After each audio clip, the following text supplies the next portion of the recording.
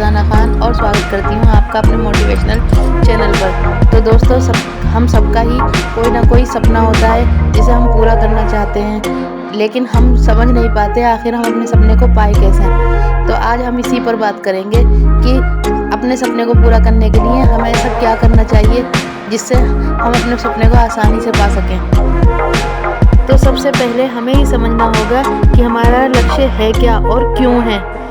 कहीं ऐसा तो नहीं कि वो लक्ष्य हमारा सिर्फ इसलिए है कि भाई सब डॉक्टर बनना चाहते हैं या इंजीनियर बनना चाहते हैं तो मुझे भी वही बनना है। अगर ऐसा है तो आप अपने लक्ष्य में कभी भी कामयाब नहीं हो पाएंगे। तो इसलिए अपने मन को टटोलिए कि आपको खुद क्या पसंद है, क्योंकि हमें अपने मन के लक्ष्य को पाने में हमें कोई कठिनाई रोक नहीं पाती। या फिर ऐसा तो नहीं कि ये सपना आपके माँ बाप का दिया हुआ है। अगर बात ये है तो सबसे पहली बात आपको यही करनी होगी कि आप अच्छे से सोचिए कि आपके माँ बाप ने आपको किन मेहनतों से पाला है। आपको पढ़ाने के लिए अपने दिन रात एक कर दिए, अपनी छोटी छोटी सी ज़रूरतों को भी आपकी ज़रूरतों पर कुर्बान कर दिया। आपको हमेशा छाँव दी और धूप का एहसास ही नहीं होने दिया। आपकी माँ ने आपको दुनिया में लाने के लिए कितनी तकलीफ़ उठाई, उस तकलीफ़ का एक दिन का हिसाब आप नहीं दे सकते। तो आप अपने माँ बाप के सपने को पूरा करने के लिए जी जान लगा दें। और अपने माँ बाप जब भी आपका ध्यान भटकने लगे तो याद कीजिए अपने माँ बाप की उन तकलीफ़ों को, तो वो आपको कभी भी अपने लक्ष्य से भटकने नहीं देंगी। तो दूसरी बात ये है कि आपको अपने लक्ष्य के प्रति ईमानदार बनना होगा, क्योंकि ये आप जानते हैं कि आपका लक्ष्य आपके लिए कितनी अहमियत रखता है।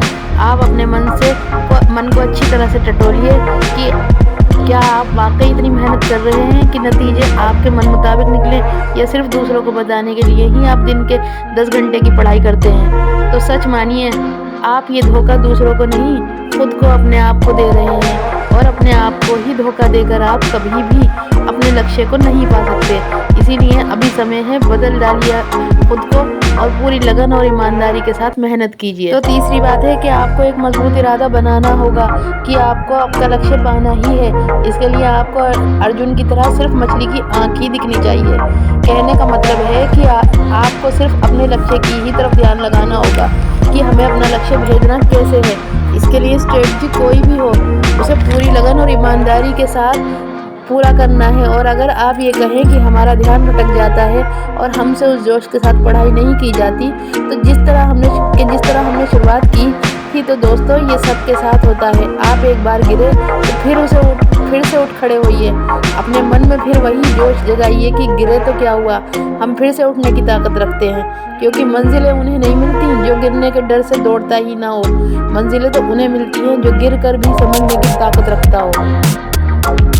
तो चौथी और सबसे अहम बात कि सबसे पहले हमें आसान और छोटे छोटे टॉपिक से शुरू करना होगा, और जब हम उसे अच्छे से कर लेंगे तब हम बड़े टॉपिक को चुनेंगे और अपनी रफ्तार को हौले हौले बढ़ाते जाएंगे।